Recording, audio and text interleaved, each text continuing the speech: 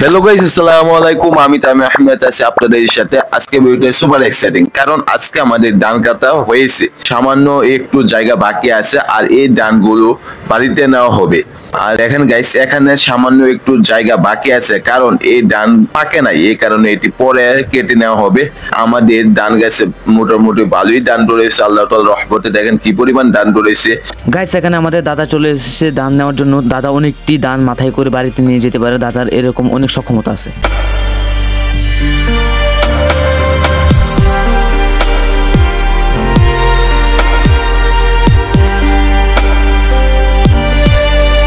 Guys, এইভাবেই আমাদের ধানগুলো মাথায় করে বাড়িতে নিয়ে যাওয়া হয়।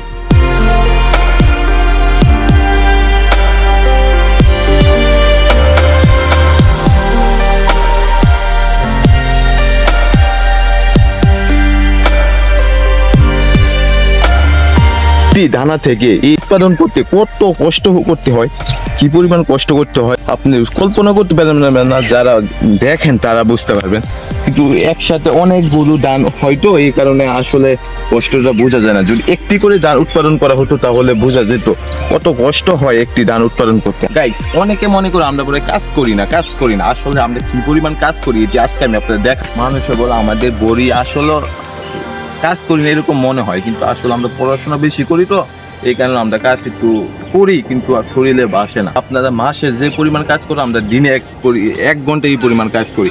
এখান থেকে এই ধান আমরা নিয়ে যাই না, কিন্তু নেওয়াই। কিন্তু এই কাজ করার পর আমরা বাড়িতে যাওয়ার পর ছাদের উপরে ধান দিতে হয়, মাথার করে নিতে হয়। এখনো আমার গাছ বিষ করতে আছে, এটি আপনাদেরকে দেখাবো।